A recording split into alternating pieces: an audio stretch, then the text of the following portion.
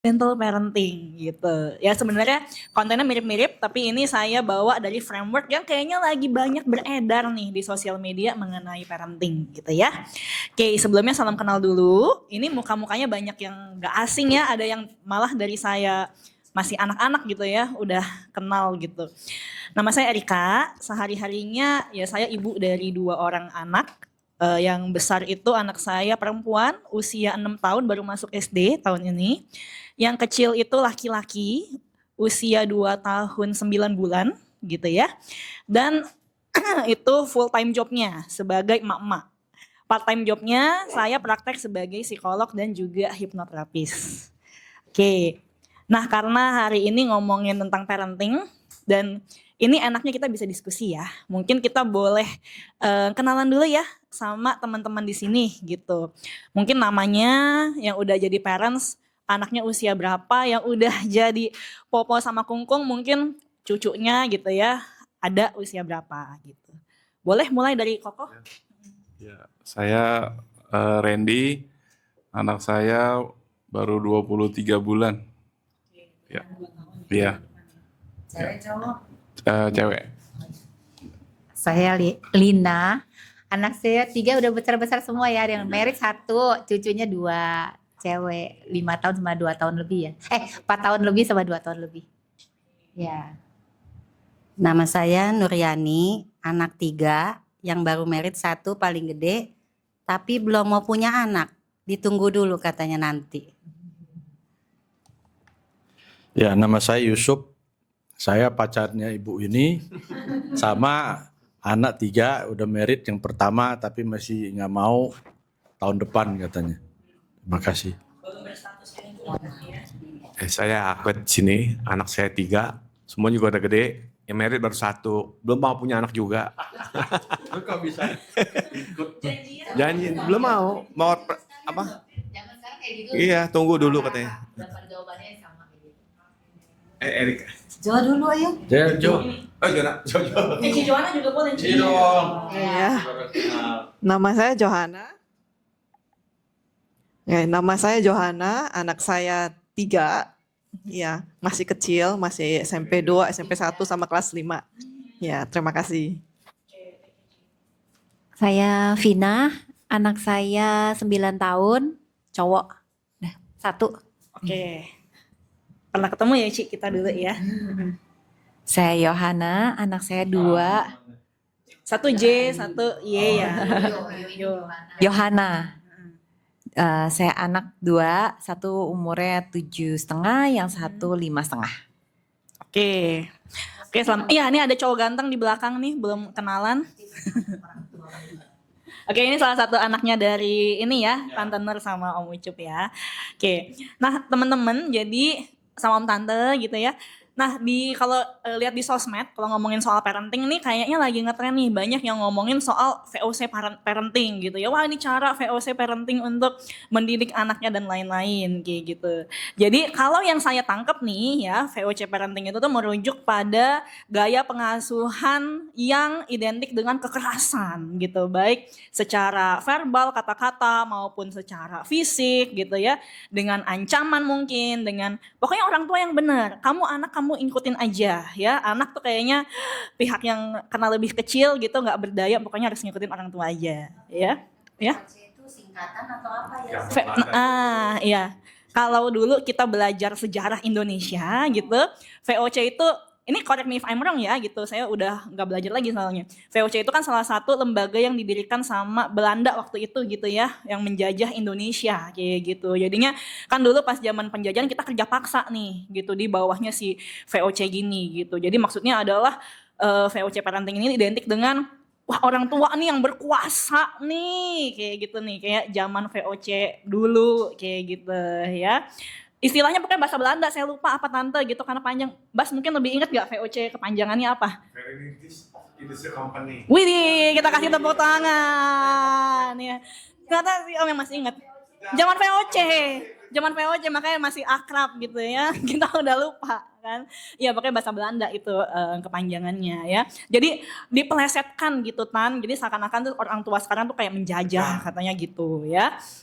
Nah, lalu ada juga yang ngomong soal gentle parenting. Cuman sayangnya banyak kalau saya lihat dari konten-konten, dari komentar-komentar yang beredar, banyak yang salah mengartikan si VOC parenting ini nih. Seakan-akan, halo, selamat datang, silakan masuk ya. Saya sambil lanjut ya. Jadi banyak yang mensalahartikan gentle parenting ini sebagai harus selalu soft spoken sama anak. Anak gak boleh dimarahin, nanti trauma gimana gitu ya. Anak jangan sampai kecewa, terluka, sedih dan lain-lain seperti itu ya. Nah, jadi ibaratnya nih kalau misalnya kita pakai analogi naik motor gitu ya. Naik motor itu supaya aman kita pakai apa? Pakai helm, bener ya. Ini Om Akwet nih kalau ulangan 100 kayaknya selalu ya. Jawabannya bener terus soalnya gitu. Kita pakai helm ya. Gak mungkin kan kayak biar kuat gitu kepalanya, kita jeduk-jedukin aja ke aspal nih biar kuat.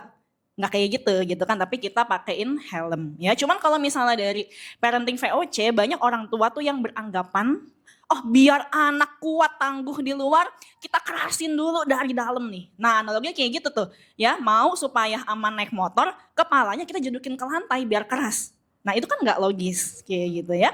Sementara on the other side, gentle parenting itu seakan-akan anaknya harus di bubble wrap nih gitu ya, supaya aman kemana-mana, gak kena goyang dan lain-lain. Itu juga another extreme ya, gak kurang bijaksana juga lah gitu. Kalau misalnya, ini kan kebetulan kita di komunitas Budi seperti itu ya. Sang Buddha sendiri kan pernah mengatakan bahwa segala sesuatu yang terlalu ekstrim ya, seperti senar gitar, kalau kita petiknya terlalu keras, jadinya putus ya. Kalau kita terlalu lemah juga, jadinya nggak bisa bunyi juga ya. Jadi segala sesuatu yang terlalu ekstrim akhirnya kurang baik. Oke. Nah sebenarnya memang banyak sekali kalau saya lihat di luaran istilah-istilah parenting yang beredar gitu ya. Tiger mom lah gitu ya, helicopter parenting dan lain-lain. Nah hari ini sebenarnya saya mau back to basic dulu aja deh gitu ya. Sebenarnya pendekatan parenting seperti apa sih ya yang disarankan kayak gitu. Oke, kita boleh lanjut. Nah, jadi ini saya balik lagi nih ke pendekatan mengenai 4 tipe parenting. Itu yang paling basic sebenarnya based on teori. Dan saya juga banyak menemukan ini di ruang-ruang praktek ya. Baik di klien-klien yang orang tua dan anak maupun anak yang sudah jadi orang dewasa kayak gitu ya. Nah, di pendekatan parenting ini mungkin teman-teman ada yang sudah pernah dengar ya kayak gitu. Ada 2 sumbunya sebenarnya ya. Sumbu yang dari atas ke bawah. Nah ini kalau kebaca namanya responsiveness. Responsiveness itu secara mudahnya adalah kehangatan, kedekatan, kasih sayang gitu ya. Ada yang low, ada yang high. Kayak gitu, ini sumbu pertama. Nah kalau sumbu yang tiduran ini ya, tulisannya demandingness, tapi maksudnya itu adalah ada nggak arahan, struktur, kontrol ya yang kita lakukan sebagai orang tua ke anak. Oke, ada yang low, ada yang high juga. Ya, jadi dari kedua sumbu ini membagi tipe parenting menjadi ada 4 nih. Kayak gitu. Nah coba kita lihat satu-satu dan sebenarnya apa sih dampaknya gitu ya terhadap anak nanti ketika dia sudah dewasa kayak gitu. Nah yang pertama itu adalah kita dari yang sebelah sini dulu deh ya. Nah jadi kontrolnya, strukturnya itu tinggi ya, tapi kehangatannya itu rendah alias hampir nggak ada. Nah, itu mungkin yang sekarang dikenal dengan istilah si parenting VOC tadi. Jadi orang tua punya ekspektasi yang tinggi nih sama anaknya ya. Harus nurut, nilai harus bagus, pokoknya kamu harus jadi orang yang wah kayak gitu deh. Jadi waktu itu saya pernah punya klien kayak gitu ya, sekolahnya di sebelah gitu, nggak jauh-jauh. Nah, dia ketika dapat nilai 90 gitu ya, itu nangis. Kayak gitu kan, karena dia maunya dapat nilainya itu perfect 100 gitu. Kebetulan teman dia kebetulan juga bertemannya sama teman-teman yang high achiever. Jadi teman-teman gengnya tuh dapatnya 98, ada yang dapat 100 gitu ya. Jadi bagi dia dapat 9 itu tuh, wah gue udah paling rendah banget kayaknya nih gitu ya, nangis kayak gitu. Ada juga yang klien-klien yang orang tuanya, iya dulu pokoknya harus dapat nilainya tuh paling bagus kayak gitu 100 gitu kan. Nah begitu anak dia udah dapat 100 nih ya, ternyata yang dapat 100 ada 2, bukan cuma dia. Nah orang tuanya marah juga, lah kenapa ada 2, kenapa bukan cuma kamu doang yang paling dapat nilai paling bagus kayak gitu kan. Nah kalau jadi anaknya gimana tuh, serba salah kayak gitu ya, gue udah paling bagus, orang lain gue gak bisa kontrol, dia dapat 100 juga, salah juga gue gitu. Kayaknya susah banget nih hidupnya dia gitu di hadapan orang tuanya ya, kaku gitu kan. Jadi pokoknya kalau misalnya ada aturan seperti ini, udah nggak boleh ngebantah, ngikutin aja ya. Kadang-kadang sampai juga dengan pemilihan jurusan kayak gitu ya. Ada beberapa ada beberapa teman-teman juga yang ketika ngambil jurusan ya karena orang tuanya yang mau kayak gitu. Jadi saya pernah ketemu ada satu orang temen gitu, dia makeup artist, tapi ternyata dia itu lulusan kedokteran gitu. Jadi dia cerita sebenarnya dulu yang mau masuk kedokteran itu adalah orang tuanya gitu kan, karena zaman dulu mungkin ya om tante ya mungkin lebih relate gitu, kayaknya kan profesi dokter tuh wah kayak gitu ya, mau kaya jadi dokter kayak gitu kan, terus secara status mungkin lebih tinggi gitu. Jadi pokoknya wah masuk dokter pokoknya itu udah kerjaan bener deh kayak gitu kan. Akhirnya untuk memenuhi keinginan orang tuanya, kebetulan ya mungkin dia pintar juga ya, jadi bisa masuk ke situ, bisa masuk, bisa lulus, selesai koas, udah ijazahnya dikasih ke orang tuanya. Nih, ini kan keinginan mama sama papa ya, dan dia menekuni apa yang dia sukai, yaitu jadi makeup artist kayak gitu. Nah, ke zaman sekarang kalau kita tahu ya, makeup artist penghasilannya mungkin nggak kalah juga dari dokter. Ya, yang pernah pakai makeup artist pasti tahu ya, nggak murah itu. Ya, makin high class, makin tinggi lagi harganya. Gitu kan ya? Gitu. Nah, kira-kira kalau misalnya anak-anak yang dibesarkan dengan cara seperti ini based on penelitian ya, dan yang saya lihat banyak juga di kasus-kasus di ruang terapi gitu. Kecemasannya tinggi, kadang-kadang ini bisa jadi 2 kubu gitu ya. Yang kecemasannya tinggi, yang satu lagi karena di rumah itu terbiasanya pola agresif kayak gitu ya, akhirnya jadi agresif juga di luaran di sekolah gitu. Anak-anak yang di sekolahnya mukul temennya kayak gitu, yang dia ngebully temennya juga, ternyata di rumah itu dia juga adalah korban bully dari orang tuanya. Ya kan beredar juga tuh bahwa children's first bully adalah orang tuanya yang belum sembuh, unhealed parents kayak gitu. Jadi karena di rumah polanya itu adalah nggak ada komunikasi, kalau misalnya ngebantah langsung dihajar kayak gitu ya. Nah itu pun pola yang akhirnya mereka bawa keluar. Jadi kalau misalnya ada teman yang nggak cocok, udah langsung main tabok aja kayak gitu kan. Pokoknya kekerasan is the way. Ada yang seperti itu gitu. Ada juga yang jadinya takut banget, takut salah gitu kan. Aku mau kayak gini, nanti aku dimarahin gak ya? Karena kalau di rumah kayaknya dia ngapa-ngapain serba salah nih gitu. Itu pola yang terbawa keluaran, selalu merasa gak aman nih jadinya gitu. Jadi akhirnya takut untuk mencoba ya. Kepercayaan dirinya rendah, sulit ngambil keputusan biasanya ya. Karena biasanya kalau dia memutuskan, orang tuanya komplain. Kok ini bukan ini aja, yang ini yang bener nih kayak gitu ya. Jadi saya juga pernah ketemu anak usia udah mau masuk kuliah kalau nggak salah, kan udah cukup dewasa berarti ya gitu kan, itu milih baju aja masih orang tuanya yang milihin kayak gitu, karena dia nggak pernah dikasih kesempatan untuk memilih kayak gitu, semua ditentukan sama orang tuanya. Jadi mau milih baju kan yang pakai siapa, dia gitu kan, itu aja dia takut banget tuh untuk pakai baju untuk dirinya sendiri ya. Oke, nah ini yang pertama nih. Yang menarik adalah saya pernah ketemu satu klien ya, jadi orang tua, bapak-bapak, papanya kebetulan gitu kan, protes gitu kan. Kenapa sih kak? Kayaknya dulu saya dibesarkan sama orang tua saya, dimarahin juga, dibentak-bentak juga, dipukul juga. Kayaknya baik-baik aja ngerasanya gitu. Saya tetap sayang aja sama orang tua saya, katanya gitu kan. Nah, tunggu dulu nih teman-teman ya. Karena yang namanya kondisi mental itu beda sama kondisi fisik. Fisik itu mungkin lebih kelihatan kayak gitu ya. Bahkan kadang-kadang ada yang nggak kelihatan deh gitu ya. Mungkin di sini kalau amit-amit ada yang diabetes gitu kan, tekanan darah tinggi, nggak kelihatan dari tampang-tampangnya gitu ya. Apalagi kondisi mental itu kan sangat-sangat nggak kelihatan seperti itu ya. Jadi kalau merasa baik-baik aja, apa benar baik-baik aja ya? Perilaku kamu yang susah untuk ngalah itu gitu ya, susah untuk minta maaf, selalu ngerasa benar, selalu ngerasa menang, insecure kalau lihat orang lain lebih bagus, itu asalnya dari mana coba? Ya, apa benar baik-baik aja? Nah, kadang-kadang mesti dilihat lagi ke situ. Oke? Dan kalau misalnya kita mau extend ke hubungan antara emosi dan juga fisik, ya banyak juga kondisi-kondisi seperti autoimun kayak gitu ya, penyakit-penyakit metabolik, penyakit-penyakit kritis seperti onset dari cancer pun gitu, itu based on penelitian juga banyak yang pengaruhnya adalah dari emosi yang direpress, kemarahan yang direpress kayak gitu ya, harus selalu nurut, yang mana ini berakar rootednya itu adalah dari pengalaman masa anak-anak gitu. Nah jadi coba deh dicek lagi, dirasakan lagi apa benar sebenarnya baik-baik aja ya. Dan juga sekarang kalau kita bisa memberikan anak-anak kita rasa aman tanpa kekerasan, bukannya itu malah jadinya lebih baik ya, gitu kan?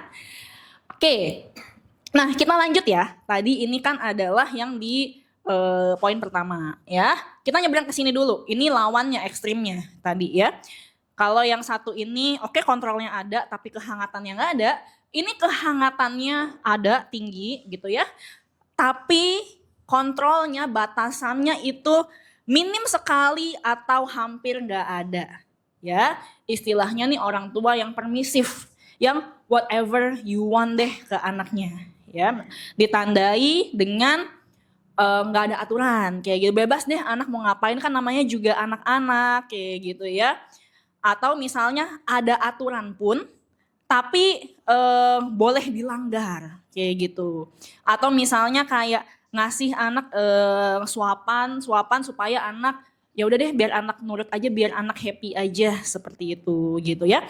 Orang tua kayaknya takut banget ya untuk berkonflik, untuk berkata tidak sama anak kayak gitu ya.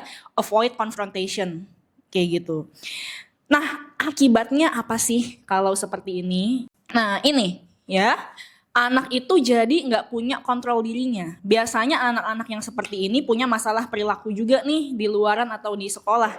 Karena di rumah ngerasanya ya orang bisa suka-suka sendiri kayak gitu kan, orang yang mesti ngikutin aku gitu. Ketika keluar pola itu terbawa juga balik lagi ya. Ya berarti orang-orang lain dong yang mesti ngikutin aku. Kalau ada sesuatu yang nggak berjalan dengan seharusnya, yang salah bukan aku, tapi orang lain nih. Selalu ada yang disalahkan kayak gitu. Ya, anak juga tidak belajar mengatasi rasa frustasi, di mana sebenarnya anak boleh kok ngerasa frustrasi, ngerasa kecewa, mau sesuatu nggak terpenuhi, boleh banget sebenarnya. Ya, karena itu kan menjadi pembelajaran kita ketika kita terlahir sebagai manusia ini nih. Kita bisa merasakan yang senang, tapi kita juga bisa merasakan perasaan-perasaan yang nggak nyaman. Justru kita belajar dari situ, kayak gitu ya. Justru ketika dari kecil kita mulai belajar nih ya, oh oke, ini namanya kecewa, oh oke, ini namanya sedih kayak gitu ya. Nah itu akan terbentuk nih resiliensi kita untuk nantinya ketika kita lebih besar atau ketika kita keluar ke lingkungan yang lebih gede gitu, menghadapi tantangan-tantangan yang lebih sulit nih gitu. Mungkin kalau di rumah oke, aku mau makan es krim tapi nggak boleh, oke, ada rasa kecewanya seperti itu ya. Dia belajar untuk mengatasi itu. Nanti keluar kan tidak juga semua yang dia inginkan itu bisa terpenuhi. Mungkin nanti aku mau main, tapi teman aku lagi main mainan itu. Oke, dia belajar untuk mengatasi itu, untuk get along with orang lain gitu ya. Lebih gede lagi mungkin mencoba untuk ngelamar sekolah, ngelamar kerjaan. Ya mungkin belum semuanya langsung keterima. Kekecewaan itu kan akan selalu ada di setiap fase usia ya gitu. Jadi ketika anak belajar mengatasi hal-hal tersebut di usia anak-anak ya, ini akan menjadi bekal dia nih untuk menghadapi hal serupa nanti di masa depan ya. Nah, ketika orang tua juga terlalu permisif, anak juga susah untuk menunda keinginan. Yang mana ini adalah menunda keinginan, delayed gratification istilahnya gitu ya. Itu adalah fondasi sebenarnya dari kalau yang saya lihat ya, pembelajaran mengenai financial literacy. Ya, bagaimana kita bisa menunda keinginan kita tahu kita punya prioritas yang lebih baik nih, gitu kan, nggak impulsif, lihat barang muncul langsung check out kayak gitu kan. Nah, bisa menunda keinginan itu adalah salah satu skill yang perlu untuk dikuasai juga nih, gitu. Banyak orang-orang yang akhirnya waktu saya punya klien gitu ya, kenapa ya saya lagi parah banget nih belanjanya, bocor banget bulan ini, kayaknya selalu beliin itu gitu ya. Nah, karena dia susah nih skill untuk menunda keinginannya ini nih ya, ibaratnya kan nih remnya, nyetir mobil nggak ada rem, gas terus kayak gitu, dan akhirnya jadi masalah gitu. Saya lagi penghasilannya turun, tapi pengeluarannya malah gede banget gitu kan. Ujung-ujungnya apa? Pinjol ya, wah pinjol saya lagi numpuk-numpuk, itu masalah baru lagi. Ya, lalu bisa menghargai batasan ya, gimana ini kan terkait dengan bagaimana kita berhubungan sama orang lain ya, bahwa orang lain tuh juga punya privasinya mereka, juga punya batasan mereka sendiri kayak gitu. Ketika di rumah ya pokoknya suka-suka dia, boleh ngapain aja, akhirnya ketika mau berteman sama orang lain kesulitan nih gitu, karena kan nggak semua orang bisa menerima hal tersebut ya. Jadi ini adalah dua ekstrim nih yang sama-sama punya dampak yang kurang baik terhadap anak. Nah, lalu ini ada satu tipe lagi ya, yang berdasarkan penelitian ini yang paling berbahaya sebenarnya untuk tumbuh kembang anak ya, paling damaging hasilnya, yaitu ketika hangatnya nggak ada nih, orang tuanya nggak hadir gitu ya, nggak memberikan kasih sayang. Arahannya juga nggak ada, strukturnya juga nggak ada arahan, nggak ada batasan, intinya makanya disebutnya uninvolved, I don't care gitu ya. Orang tuanya nggak hadir dalam pengasuhan anak ya. Kadang-kadang pola-pola ini saya temukan memang orang tua ini melakukan juga tidak dengan sengaja ya. Ada orang tua yang punya kondisi mental tertentu, misalnya orang tuanya memang depresi, memang ada kecemasan yang tinggi sehingga nggak capable nih untuk mengasuh anak-anaknya, nggak siap punya anak ya, tiba-tiba udah punya anak kayak gitu kan. Ada masalah juga di rumah tangga sehingga stres tinggi banget, anak akhirnya terabaikan kayak gitu. Atau waktu itu saya punya klien anak remaja, ketika dia masih anak-anak, orang tuanya memang lagi merintis banget kerjanya benar-benar keras banget gitu ya, dari pagi ketemu pagi lagi kayak gitu kan. Ada masalah ekonomi gitu sehingga pada saat itu dia terabaikan kayak gitu ya. Kadang-kadang memang waktu itu kita nggak ada pilihan seperti itu ya. Kalau orang tuanya dulu nggak kerja sekeras itu, mungkin nggak ada hari ini nih, gitu kan ya. Nah, ciri-cirinya adalah yaitu ya, nggak ada aturan, nggak ada batasan, pasif, anak mau ngapain aja terserah, kayak gitu ya. Nah, akibatnya apa? Yang saya temukan di klien itu adalah dia bingung nih, karena dari kecil nggak pernah dikasih arahan mau seperti apa, tiba-tiba harus ngambil keputusan sendiri, bingung jadinya. Yang mana ya, ini benar apa salah sih, kayak gitu kan. Nah, nanti saya ada jelasin lagi di bagian belakang mengenai gimana sih kita untuk memberi kebebasan pilihan sama anak gitu ya.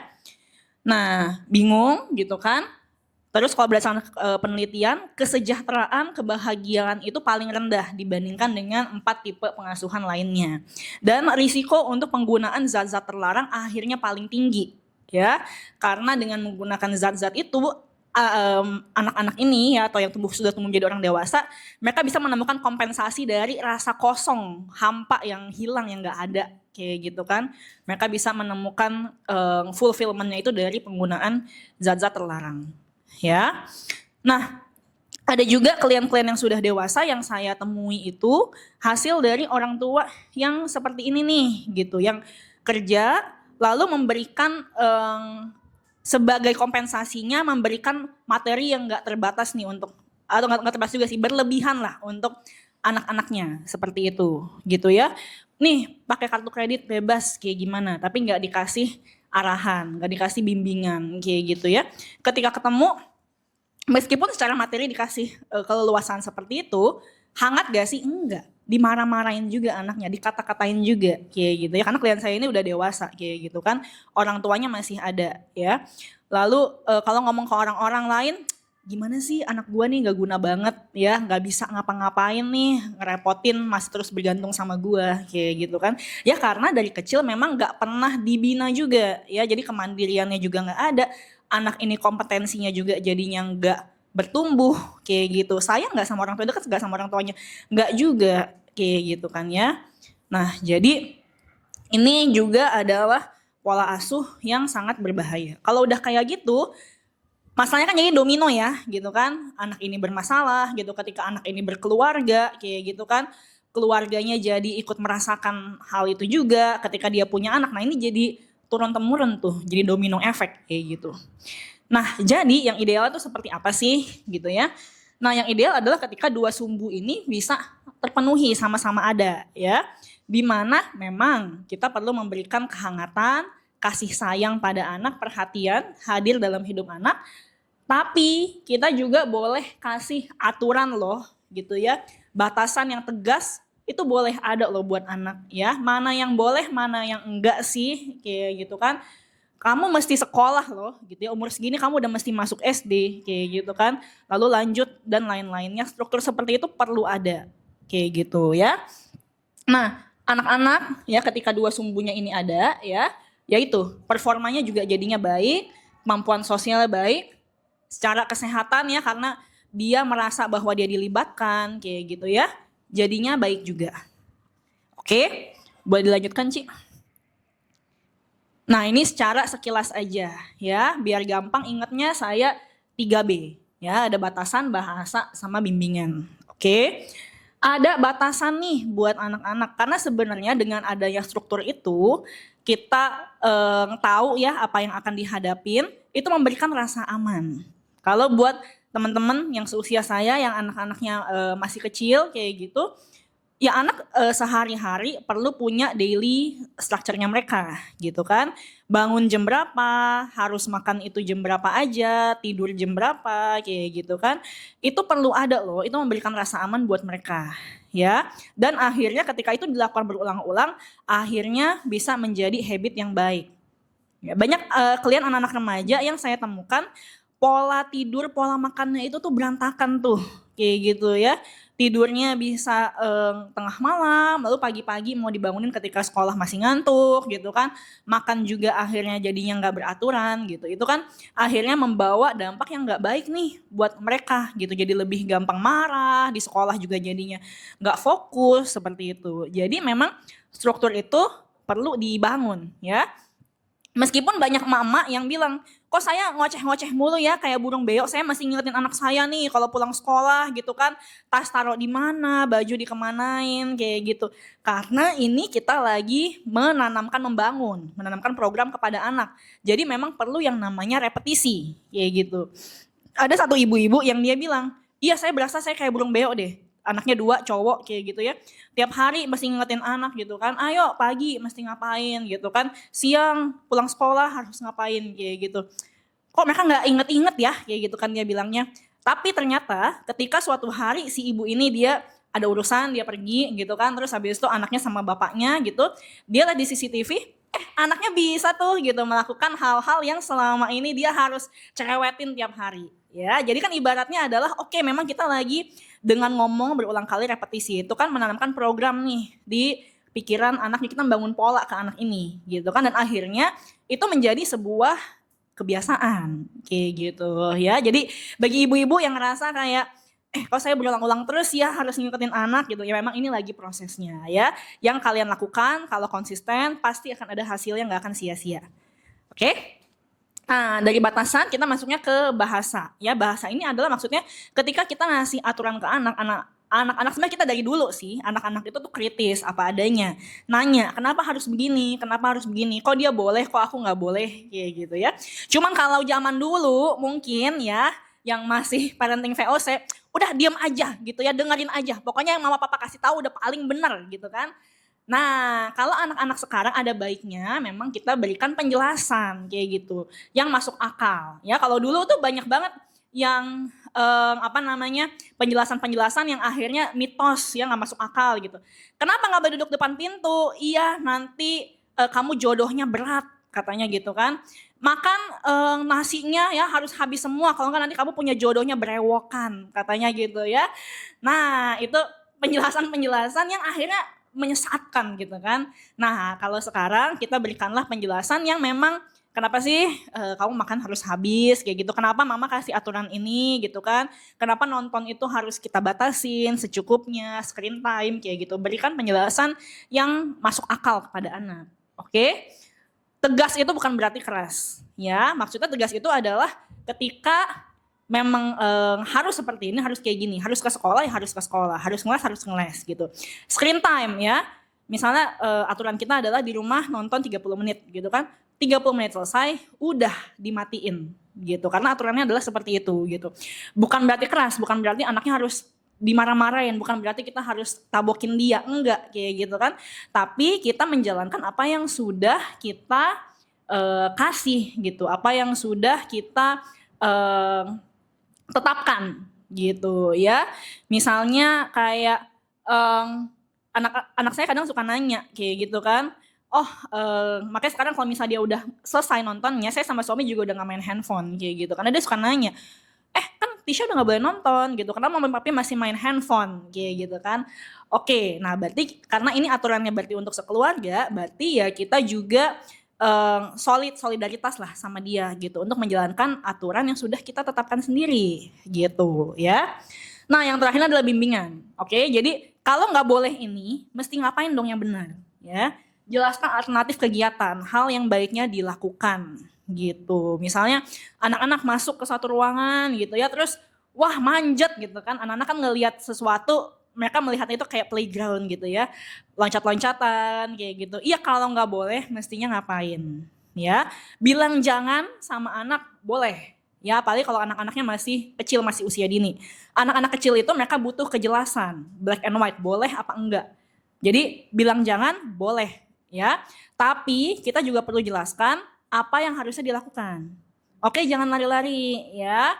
Kita jalan pelan-pelan aja yuk, kayak gitu. Ya, jadi jangan hanya melarang tapi kasih kegiatan seharusnya itu apa yang dilakukan.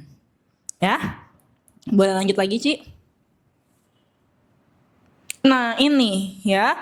Kalau ngomongin soal kita ngasih kebebasan ke anak, itu kayak tunnel, kayak corong gitu ya. Funnel itu kan corong ya. Dimana ketika anak masih usia kecil nih 0 sampai 5 tahun, corong kebebasan mereka memang kecil juga kayak gitu. Karena anak-anak itu secara fisiknya, secara kemampuan berpikirnya, secara emosionalnya masih terbatas ya. Kalau anak saya kasih tahu dia, kamu boleh makan snack sesukamu ya, kamu yang atur sendiri. Wah, dia sampai batuk pun tetap akan makan itu ya, karena belum punya batasan, belum punya kontrol diri. Jadi yang mesti membatasi siapa? Ya orang tuanya kayak gitu kan. Maaf ya, kamu lagi batuk, jadi kerupuk kita nggak boleh makan dulu, oke? Kerupuk-kerupukan, snack-snackan saya simpen gitu. Ini kamu sakit, kamu harus makan obat. Oke, obatnya memang nggak enak ya, tapi kamu harus makan ini kayak gitu ya, karena kontrol dirinya tadi itu belum ada. Oke.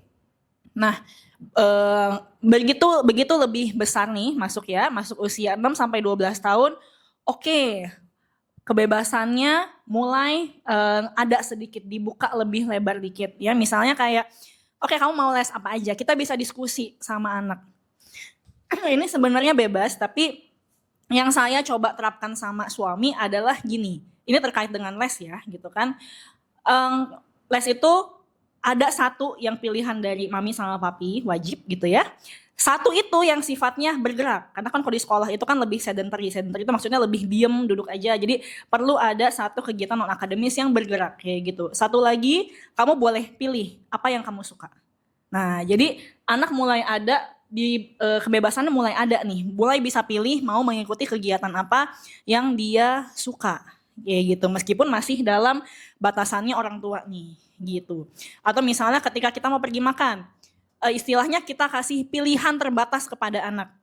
Mau makan sushi atau kamu mau makannya spaghetti nih. Dua-duanya tuh kita udah approve. Mereka mau pilih yang mana aja kita approve kayak gitu ya.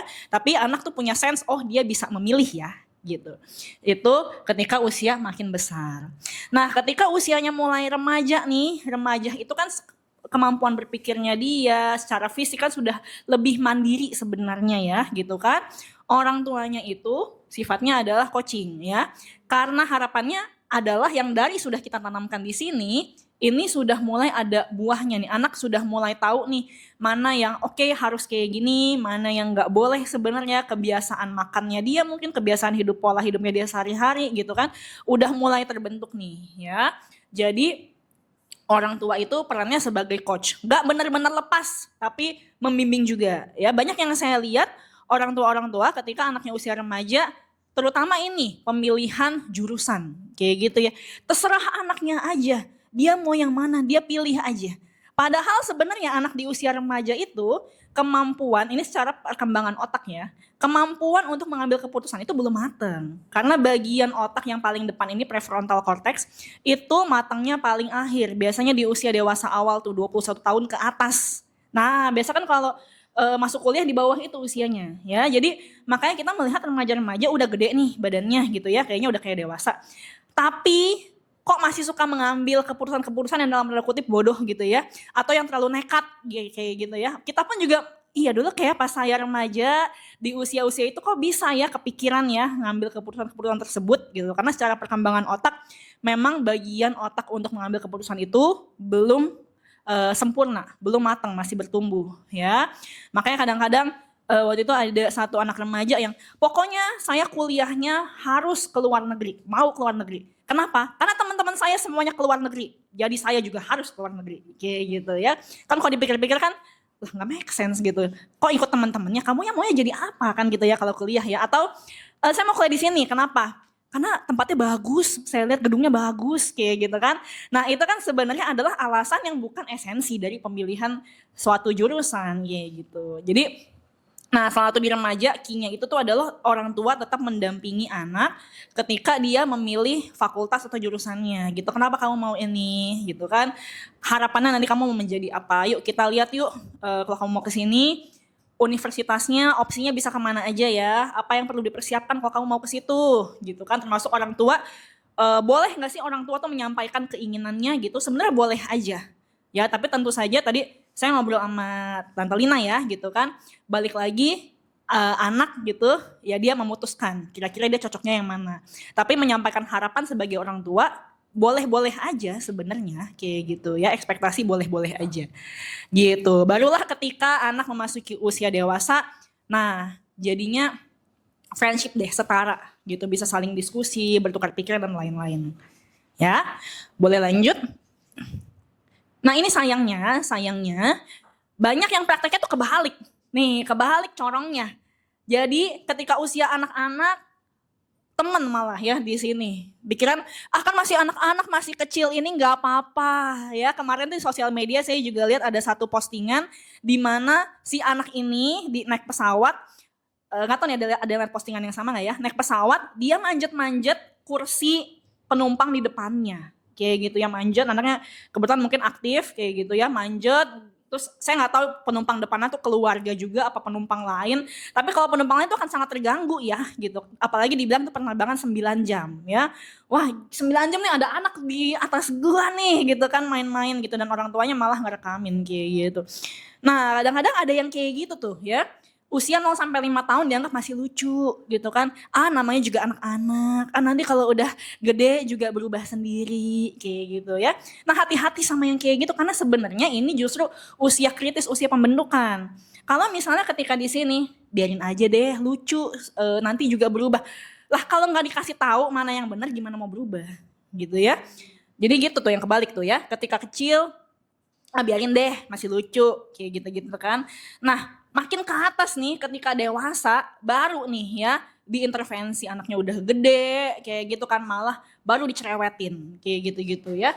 Nah biasa nih yang ribet nih ketika di usia remaja nih dimana kan di sini polanya nggak terbentuk dulu kayaknya nggak ada aturan dulu kayaknya boleh suka-suka kok sekarang tiba-tiba papa mama jadi cerewet banget jadi bawel banget kayaknya ya aku direcokin terus gitu apalagi masa remaja ini kan udah mau mandiri nih sebenarnya gitu tapi pola yang terbentuk pola tadi suka-suka gitu ya permisif jadi dia suka-suka tiba-tiba dia harus didisiplinkan berontak Ya, ribut akhirnya orang tua sama anak. Oke, hati-hati ya. Ini yang kebalik. Harusnya adalah ketika anak-anak masih kecil usia 0 sampai 5 tahun, kebebasannya memang paling kecil di situ dibatasin. Ya, makin gede, makin ke atas, corongnya kita makin buka. Gitu. Oke. Lanjut. Nah itu, jadi kesimpulannya sebenarnya bukan sayang anak loh yang bikin anak manja. Jadi waktu itu saya pernah dengar ada satu podcast, jadi podcasternya bilang, iya saya waktu itu pernah nulis di status sosial media, dia sama istri itu pengen bikin supaya anaknya tuh bisa hidup bahagia, mengoptimalkan apa yang dia mau support anaknya seperti itu gitu ya. Tapi habis itu komentar-komentar dari netizen ngomongnya adalah, lihat aja tuh, lu kayak gitu nanti lu diinjak-injak sama anak lu. Nanti anak lu tuh gak ngehargain lu, kayak gitu kan. Nah sayang banget ya, masih banyak pandangan-pandangan yang melihat bahwa ketika orang tua mau sayang sama anak, mau support anak, malah dipikirnya jangan nanti anak tuh jadi ngelunjak gitu ya, anak jadi manja gak bisa ngapa-ngapain. Padahal poinnya adalah bukan sayang anaknya. Ya, tadi keempat pola asuh tadi ya, itu gak tergantung dari siapa yang paling sayang sama anak. Oh jangan-jangan yang gak hadir nih yang gak sayang sama anaknya, enggak. Sebenarnya tadi keempat pola asuh tadi semuanya sayang sama anaknya. Ya, tapi dengan cara, dengan kondisi mereka yang memang berbeda-beda, terbatas. Orang tua yang uninvolved ini sayang sama anaknya. Tapi karena saya punya keterbatasan juga nih, saya punya kondisi mental saya sendiri, saya nggak bisa nih ya untuk hadir sepenuhnya bersama dengan anak-anak saya. Bukannya nggak sayang, nggak bisa kayak gitu ya. Jadi yang bikin anak manja tuh bukan kita sayang sama anak, karena semua orang tua sayang kok sama anak kayak gitu ya. Tapi apa yang kita lakukan atas nama sayang? Ya, apakah kita bilang, mama papa marahin kamu karena sayang? Kan ada juga yang kayak gitu. Ya, atau kayak, nih karena mama papa sayang sama kamu, kamu boleh ngapain aja deh silakan. Kayak gitu kan ya. Nah hati-hati itu, apa yang dilakukan atas nama sayang, itulah yang akan pengaruh ke anak jadinya. Oke, yang terakhir, nah sebagai penutup, nah emang kita nggak ada orang tua yang sempurna ya, yang udah menjalani ini kayak udah makan asam garam kehidupan gitu, yang sudah besar anak jadi sampai gede sama teman-teman yang kita baru memulai juga ya. Saya pun juga terus belajar, juga terus berkembang kayak gitu. Kemarin anak saya masuk SD kelas 1, ada separation anxiety tuh dia, yang munculnya baru minggu ketiga. Jadi saya kayak kena prank, masuk minggu 1, minggu 2 dia happy di sekolah ya, dia bilang aku bahkan lebih suka lo di sini dibandingkan dengan TK aku dulu katanya gitu kan. Wah pas, cocok nih gitu kan. Tiba-tiba minggu ketiga wah nangis gitu, mami nggak boleh pulang, mami mesti di sini kayak gitu. Kenapa nih gitu kan. Nah saya jadi belajar hal baru lagi kayak gitu. Jadi memang nggak ada orang tua yang sempurna kayak gitu kan. Kita sendiri pun juga mungkin punya luka-luka masa lalu lah kayak gitu kan. Nah poinnya adalah gimana kita bisa terus belajar, bertumbuh buat bisa jadi lebih baik lagi. Karena ketika kita belajar untuk membersamai anak-anak kita, sebenarnya itulah kita bertumbuh nih as a person, memperbaiki diri kita sendiri juga. Oke, thank you semuanya. Sekian ini sharingnya ya. Next kita diskusi aja. Oke. Silakan. Yuk balik ke awal. Oh oke. Saya sambil duduk ya Om ya. Ya, dulu. Oke. Terus dari awal, dari namanya Erika. Namanya nih Om yang mau ditanya. Nah, saya mau kasih tahu. Erika terima untuk parenting ya. Kalau ada parenting mau diskusi. Ya, sehari-harinya saya terima, saya praktek emang konseling dan hipnoterapi. Bayar kan? Bayar, ya. Sini kita gratis kan? Oh iya. Saya juga ada Prabono kok Om. Makanya hari ini datang cukup bagus karena ini gratis semua. Supaya orang tua tahu, mungkin belum ada juga yang tahu apa singkatannya. MBS itu apa? Itu magister psikologi. Psikologi. Ya. Di psikologi udah pada tahu ya. Terus CHTR? Itu certified hypnotherapist. Jadi paham ya. Kita kalau undang dia kita bayar. Hari ini kita gratis. Tapi bagi ibu-ibu yang nggak puas hari ini boleh diskusi ntar. Oke, coba ke slide kedua. Misalnya di benak saya banyak yang saya mau tanya. Oh, oke. Saya jadi kayak ini sama dosen nih kayaknya, dapat feedback. Ujian tesis loh. Iya kayak ujian ini S2 lagi. Ini kan yang tadi kan Erika bilang yang paling tidak bagus itu adalah yang Yang ini, Yang nggak Ya, yang lu sama lu kan. yang nggak hadir. Itu bisa nggak? Saya kepikir. Mm-mm. Di situ kan contoh di masyarakat sudah ada banyak. Mm-mm. Yaitu gini, orang tua, emak, ibu, bapak sibuk sendiri cari duit, Mm. ya anak di rumah nggak dapat kehangatan, kasih sayang. Yang cuman anak dapat cuman kartu kredit unlimited, mobil mewah, Ferrari segala, sehingga dia pulang, mahnya juga nggak ada, bapaknya nggak ada cuma suster sama pembantu. Mau makan mana makanan gitu kan, contohnya. Nah, saya lihat ya di masyarakat anak-anak yang begini lebih akhirnya ke pergaulan seperti kan keterak, oke. Dan satu yang saya lihat adalah LGBT. Betul nggak? Boleh nggak ngomong gitu?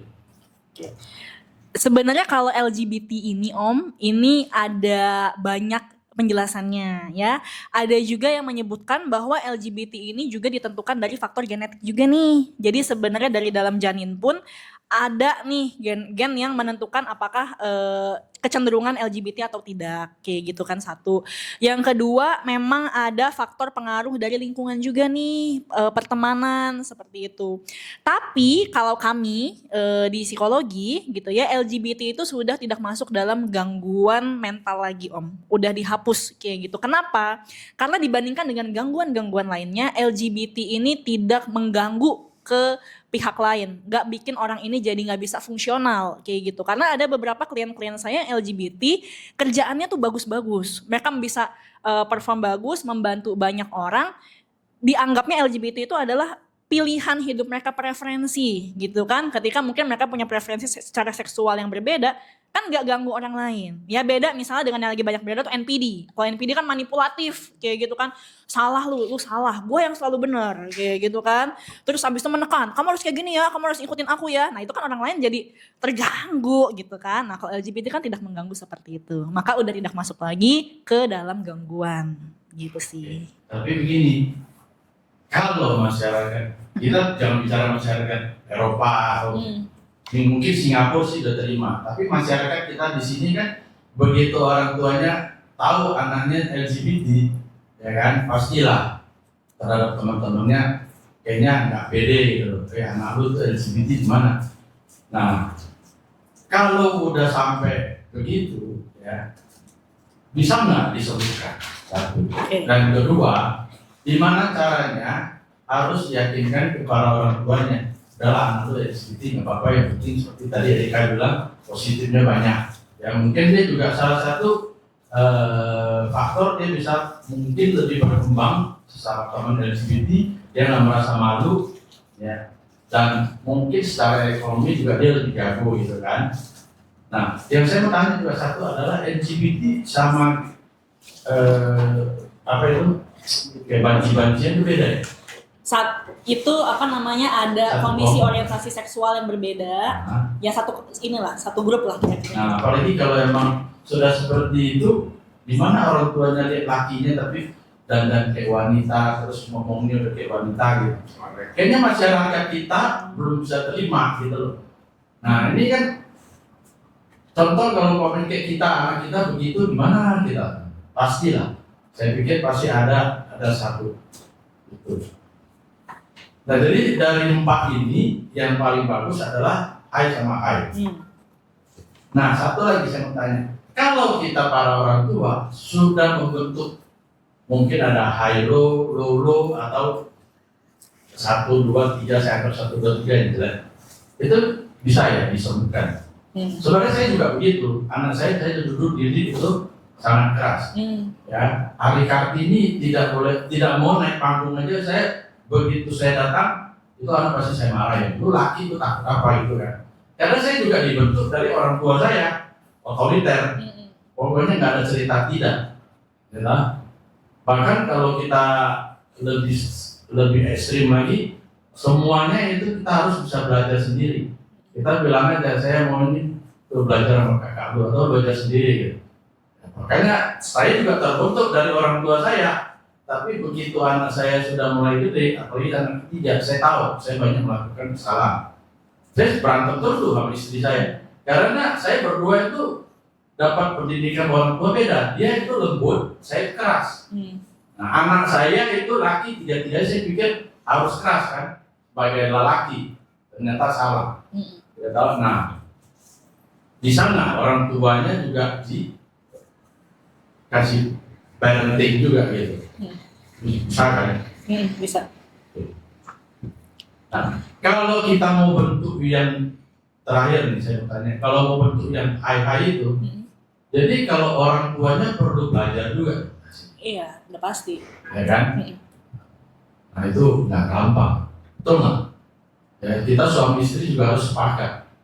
Ya, contoh yang paling gampang lah, di rumah di meja makan nggak boleh main handphone, tapi kita kalau dicari kantauin, ya kan? Lu kalau nggak bales, kan nggak boleh, apalagi dia tanpa misi ya. Nah kok papa main handphone, betul nggak tuh? Kan tahu dia kan tahu duit gitu. Ya gitu. Oke, tadi 3 ya Om ya pertanyaan. Yang pertama tentang LGBT kayak gitu ya. Nah ini memang kalau saya menghadapi klien, memang kondisinya itu akan lebih kompleks dan banyak klien-klien yang hadir yang nggak ideal juga gitu. Kadang-kadang kita harus memilih pilihan yang sama-sama nggak nyaman nih gitu. Tapi kira-kira mana yang pain yang bisa kamu toleransi, kira-kira itu yang mana kayak gitu. Misalnya kayak, dan ini balik lagi ke value keluarga ya, karena saya juga punya pernah ada klien gitu, ibu-ibu anaknya waktu itu masih SMP kalau nggak salah ya gitu. Dia udah, dan waktu itu kalau nggak salah dia ini berpisah gitu sama suaminya, sehingga anak yang laki-laki ini tidak dapat figur ayah kayak gitu. Dan dia ada kecurigaan, kok kayaknya anak laki-laki saya ada arah ke LGBT ya kayak gitu kan. Lalu ketika saya tanya, apa yang ibu rasakan kalau misalnya memang benar anak ini ada arahnya ke situ kayak gitu. Ternyata setelah dia merenung dan berpikir sendiri, ya nggak apa-apa sih, nggak apa-apa juga gitu. Karena bagi dia kayak tadi gitu kan, yang penting anak ini value-nya dia itu adalah dia hidup baik, dia berguna buat masyarakat, orientasi seksual itu adalah pilihan pribadinya anak ini. Seperti itu, kayak gitu.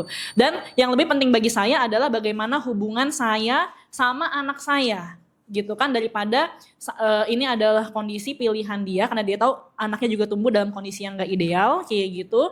Yang penting saya bisa support anak saya menerima, mencintai anak saya bagaimanapun dia kayak gitu. Jadi ada juga yang memang bisa seperti itu kayak gitu.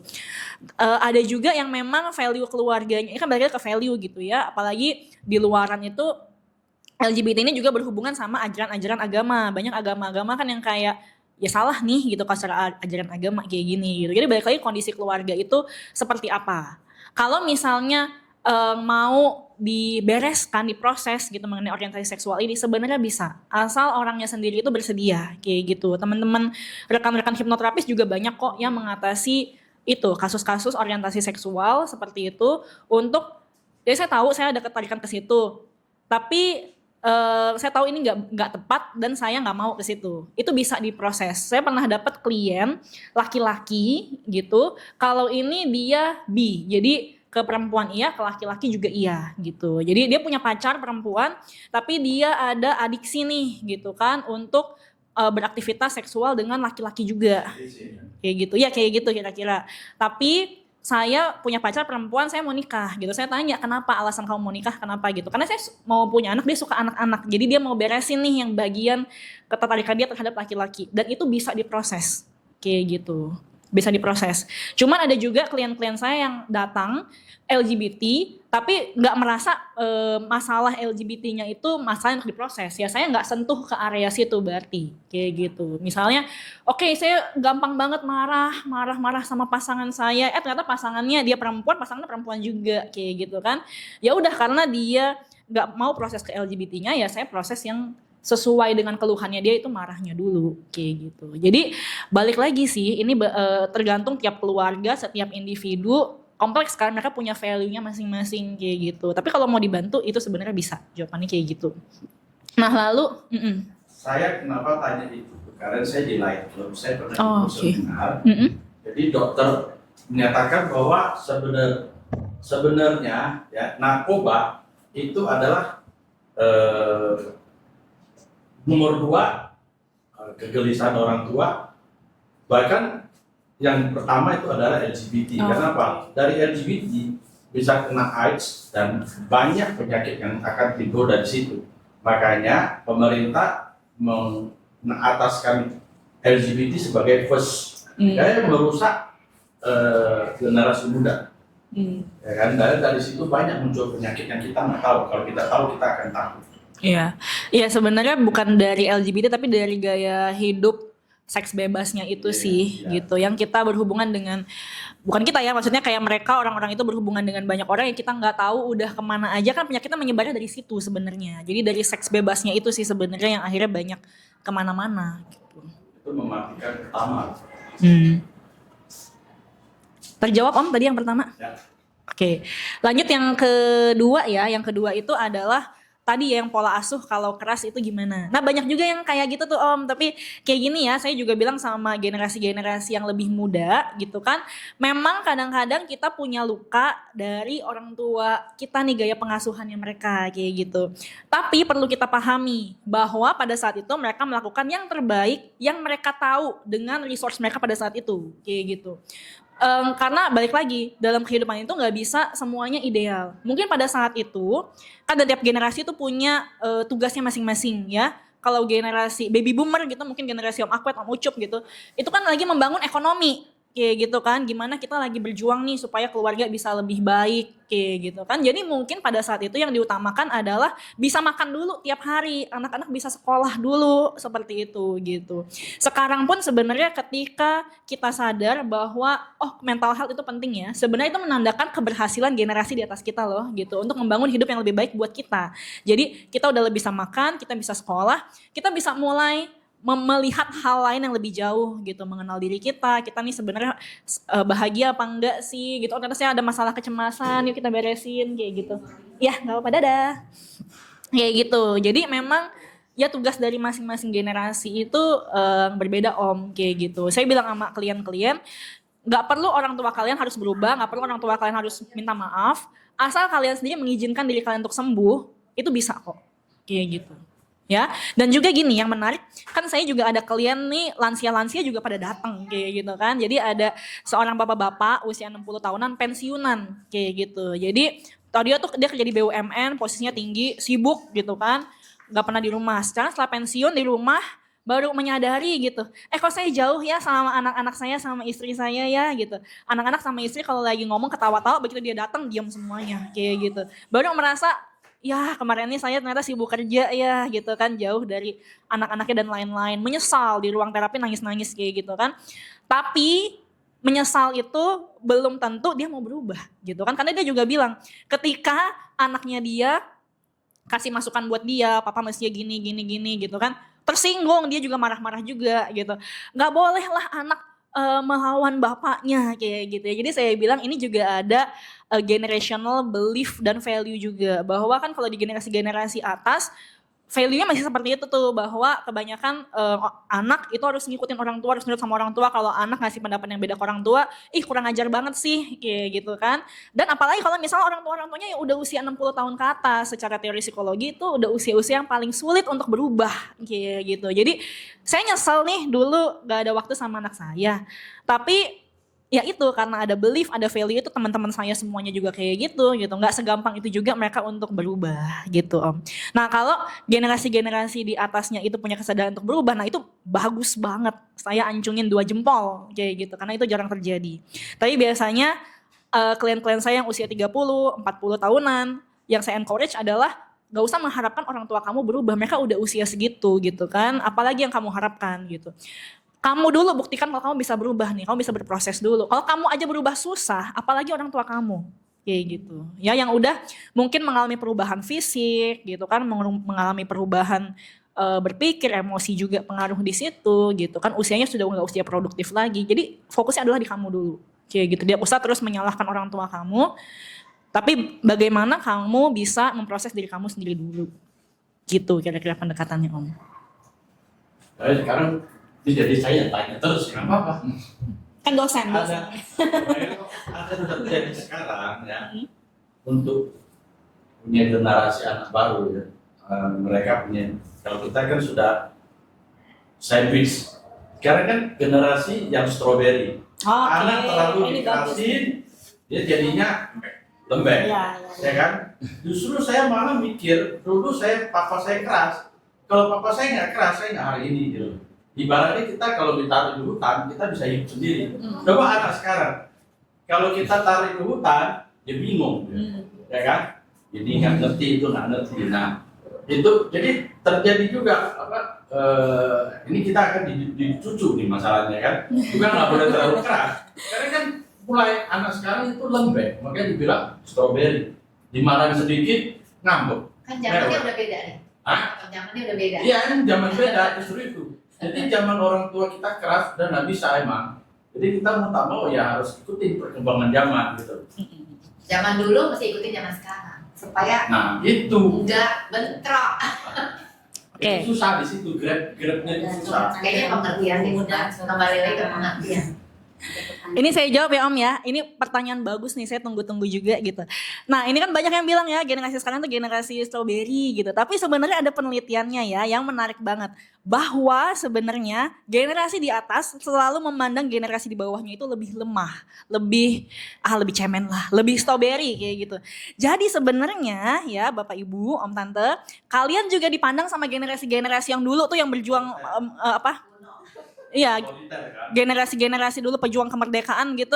Lemah lo, dulu gue ngelawan penjajah nih, gue hidup bener-bener di bawahnya VOC nih, ngerasain Jepang 3 tahun gitu mungkin ya.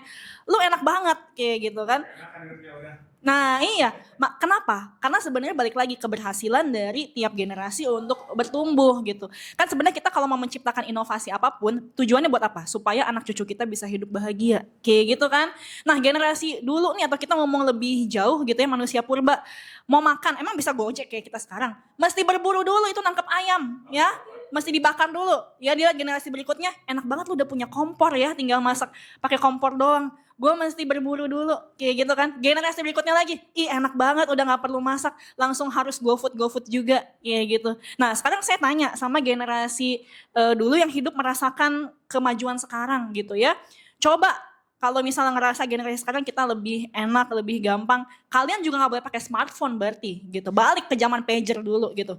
Emangnya mau? Gak mau juga, kayak gitu kan. Jadi sebenarnya kenyamanan di generasi sekarang itu kita terima kasih ban-ban kamsya sama generasi-generasi dulu yang sudah berjuang, yang udah bisa menciptakan banyak inovasi baru sehingga hidup kita sekarang lebih enak, lebih nyaman. Iya enggak? Kalau disuruh balik ke zaman dulu gitu emang pada mau? Gak mau juga gitu. Disuruh nggak boleh megang handphone aja pada nggak mau, ya kan? Kayak gitu. Separuh nyawa di situ. Padahal dulu nggak pakai kan Om pas muda. Nah iya sekarang nggak bisa lepas kayak gitu. Jadi memang ada kecenderungan ya, bukan cuma generasi Gen Z doang nih yang sekarang dibilang strawberry gitu. Dulu pun kalian dibilang sama generasi di atas kalian tuh cemen, lemah, strawberry dan lain-lain. Mungkin generasi Alpha ini nanti yang sekarang dibilang strawberry, nanti lihat anak-anaknya lagi juga dibilang apa nggak tahu gitu kan ya, yang cemen-cemen juga. Tahu mungkin gitu yang lebih lembek lagi kayak gitu ya. Dan gini, itu pertama satu. Yang kedua, nah kita perlu lihat juga, mungkin sekarang lebih terekspos sosial media. Zaman-zaman dulu gitu bahasanya yang moseco juga ada, kayak gitu kan, yang di rumah nggak ngapa-ngapain, yang gampang tersinggung juga, baperan juga, ada juga. Cuman mungkin dulu belum zaman sosial media ya, kita nggak tahu gitu. Mungkin orang-orang yang kayak gitu yang nggak terekspos di rumah dan lain-lain. Sekarang karena zaman sosial media, terekspos aja nih ada yang kayak gini, ngeluh di sosial media jadi ketahuan, kelihatannya seakan-akan kayaknya lebih banyak. Padahal dari zaman dulu ada juga kok yang kayak gitu. Generasi Alpha yang tadi strawberry ada, yang bagus itu juga ada sebenarnya gitu. Jadi tiap generasi tuh ada yang bagusnya, ya, iya yang rada kurang-kurangnya itu yang masih perlu diproses lagi itu juga ada lah kayak gitu. Menjawab ya, jadi semangat ya semua, kita generasi yang terus bertumbuh memang menciptakan inovasi untuk kenyamanan hidup generasi anak cucu kita, kan emang maunya kayak gitu. Jadi kalau mereka bahagia hidupnya, ya bagus dong, kita berhasil berarti, ya kan? Tapi mungkin satu hal ya, dulu orang tua ngajarin anak mungkin lebih gampang. Sekarang orang tua kerasin anak sedikit aja, mereka mikir nih, ya. Kalau saya kerasin anak saya, ntar anak saya jauh dari saya gitu. Ya, kalau orang tua dulu kan nggak mikirnya begitu. Belum makan bilang. Kan nggak bisa ya, zaman sekarang kita kerasin anak. Emang udah nggak bisa, nggak bisa. Mereka lebih nyaman ngekos kali ya kalau Nah, iya kalau gitu Cerewet kasih ya, kos. dia nggak betah, dia nggak betah. Ya. Kenapa ya gitu Erika?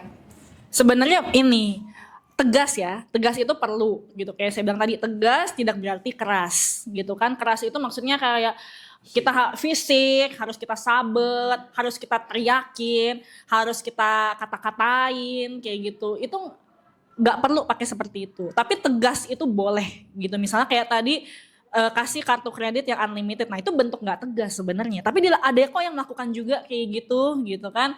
Tegasnya nggak ada, kerasnya ada kayak gitu. Jadi kasih kartu kredit unlimited, anaknya nggak tegas, tapi habis itu anaknya dimarah-marahin, dikata-katain, gak guna loh gitu kan. Kalau nggak ada papa lu jadi apa? Nih lu masih hidup dari duitnya papa kayak gitu. Keras tapi nggak tegas. Jadi mandiri nggak anaknya? Enggak kayak gitu.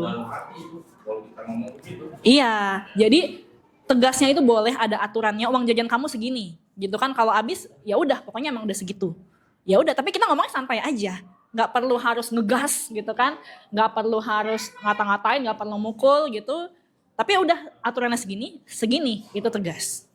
Gitu. Misalnya kayak yang simpelnya deh ke sekolah kayak gitu kan, ada yang ketinggalan, oh sorry, mami nggak bisa putar balik lagi, nggak bisa nganterin Gojek, Grab, itu bentuk ketegasan kita. Keras nggak? Enggak, ngomongnya santai aja kayak gitu. Tapi tegas. Nah, itu saya research ya, di lain itu kan ada banyak anak muda. Itulah yang mempengaruhi anak sekarang nggak mau punya anak. Karena dia lihat orang tuanya punya anak, jadi belum nah, udahlah gue hidup berdua, gue happy kok, gue mau mana-mana happy, nggak perlu punya anak. Karena gue sekarang terjadi begitu. Anak muda sekarang mau punya anak banyak, nggak mau ribet. Iya. Jadi dia punya Gaya waktu. hidup mahal. Iya, ada. Selain mahal sih mereka juga lihat dari orang contoh orang tuanya. Oke. Nah ini yang generasi milenial, ada yang mau komen gak nih yang kayak sesaya nih, semilenial. Tadi kan yang komen yang seru nih, yang baby boomer kayaknya nih ya, X apa baby boomer kayaknya nih. Ini debat ya. Debat generasi milenial sama generasi kolonial. Oh ini sih, Antoni masih milenial nih. Milenial sama kolonial, masuk milenial ini. Ya sebenarnya sih itu alasan aja sih. Balik lagi pertama masalah paling utama pasti finansial. Dia misalkan mau child free, sebenarnya bisa aja dia punya anak kan, tinggal aja dikasih supir, pengasuh. Kalau misalkan dia mau butuh anaknya bisa lebih baik lagi, ke psikolog, konseling, datangin banyak. Yang penting kan is about money kan. Kalau ada banyak kan dia bisa datangin. Cuman kan kalau masalah kan money-nya kan nggak unlimited, limited. Ya betul nggak Om? Jadi mau nggak mau, wah ini kayaknya anak cukup satu aja. Atau mungkin dia pilihannya child free ya, karena ada keterbatasan. Kemampuan dia sampai situ. Tak khawatir ketika punya anak, dia menjadi berantakan hidupannya. Itu sih pembelaan. Ya sebagai closing aja, kalau untuk pilihan punya anak apa enggak, jumlahnya mau berapa, alasannya beragam sekali. Financial iya, dan memang generasi sekarang itu karena sudah terpapar dengan kesehatan mental, mereka pun juga mikir-mikir nih kalau punya anak, sanggup gak ya saya untuk mengasuh dia nih, kayak gitu. Kalau saya sendiri masih kayak gampang marah, saya masih cemas gitu kan, saya masih gampang ke-trigger, kayaknya not wise deh kalau misalnya dengan kondisi saya seperti ini saya membesarkan anak gitu. Itu kedua. Yang ketiga, ada juga yang melihat kondisi geopolitik sekarang mungkin kok kayaknya makin gak aman ya, makin gak safe ya, seperti itu ya. Kira-kira nanti kalau saya lahirin anak, mereka hidupnya ke depan bakal kayak gimana nih dunia gitu. Jadi pertimbangan tuh banyak sekali dan tiap orang tuh beda-beda kayak gitu. Misalnya ada teman-teman yang dulu tuh trauma 98-nya tuh kuat banget gitu, karena dulu mereka punya toko di Jarah gitu. Ngelihat kondisi demo baru-baru ini takut banget kayak gitu. Sehingga itu bisa pengaruh juga ke decision mau punya anak apa enggak ya, kayak gitu. Anaknya mau berapa ya, nanti kalau anak saya harus menghadapi kayak gitu lagi, apakah bijaksana nih untuk saya, kan anak nggak pernah minta dilahirkan ya, bijaksana nggak ya saya melahirkan dia di kondisi dunia yang kayak gini gitu. Banyak pertimbangannya jadinya sebenarnya sih, dan di tiap orang beda-beda. Kita terbentuk itu karena kita ada unsur berani fight. Kan kalau anak sekarang, makanya kenapa di film Janji dia begitu ketemu problem, ya dia nggak berani fight. Kenapa? Udah takut duluan gitu loh. Contoh, papa mamanya try, ya, terus anaknya di mana gitu. Nah, jadi rasa untuk fight-nya itu agak turun. Itulah dibilang Sebenarnya strawberry itu di situ. Pembelaan ya. Iya, saya koreksi dikit ya Om ya, nggak semua kayak gitu kok. Karena kemarin yang demo itu banyak yang menyuarakan itu dari Gen Z. Jadi ada yang berani, ada juga yang enggak gitu. Ada kok gitu. Di generasi dulu juga ada yang udah diam-diam aja deh, nggak berani bersuara, ada juga. Yang fight maju di depan gitu kan, ada juga. Jadi masing-masing ada, masing-masing enggak kok. Bukan nggak berani sih. Iya, dan itu di semua generasi ada gitu. Oke. Bukan nggak berani ya. Lebih mempertimbangkan resiko.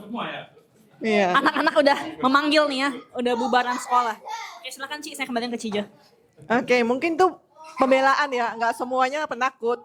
Bisa jadi pertimbangan. Dia udah tahu resikonya. Orang dulu kan main tabrak aja, kalau hajar aja tonjok-tonjokan. Anak sekarang mikir, oh kalau gue tonjok-tonjokan nanti gue nggak bisa cari kerja. Nanti gue nggak bisa dapat pekerjaan lebih baik. Mereka udah ada pola pikir yang berbeda. Nggak kayak kita zaman dulu, ya mungkin saya tahu sih, oh ada masalah, oh ini harus hajar tonjok-tonjokan, kalau ke polisi udah nggak mungkin. Tapi anak-anak zaman sekarang, ya udahlah kasih duit dikit nggak apa-apa, yang penting aman-aman aja, tapi kok bisa dapat pekerjaan baru lagi. Takutnya kalau ada masalah hukum, nanti aku mau cari pekerjaan lebih lanjut, sulit. Itu pembelaan sih ya, kurang lebih seperti itu kok. Nih ya, hidup milenial udah ada pertimbangan-pertimbangan. Nanti kalau aku ada masalah seperti hukum gitu ya, nanti anak-anak saya nanti ketika mau cari pekerjaan atau mau cari klien-klien bisnis kesulitan. Karena dia lihat record, oh ini orang tuanya pernah ada masalah nih, ini orang tuanya gini nih. Ini anaknya bisa dijamin nggak punya karakter yang baik juga. Pertimbangannya seperti itu, makanya itu beberapa anak-anak milenial punya sikap-sikap yang maaf ya, iya oke, agak menurut. Karena dia ada pertimbangan resiko seperti itu. Dia udah berpikir ada yang 5 tahun sampai 10 tahun ke depan. Seperti itu. Oke. Ingat ya, kalau ada anak masalah, cari. Iya. Makasih ya Om. Makasih ya, Om. Marketing saya nih. Nanti ini ya, saya kasih ini. Ya komisi di belakang. Ada angpau di belakang Om nanti. Iya. Tutup dulu baru nanti sharing lagi kalau Boleh. Oh iya. Nih kita nanti lanjut lagi ya. Nanti sharing sama Sis Erika yang luar biasa.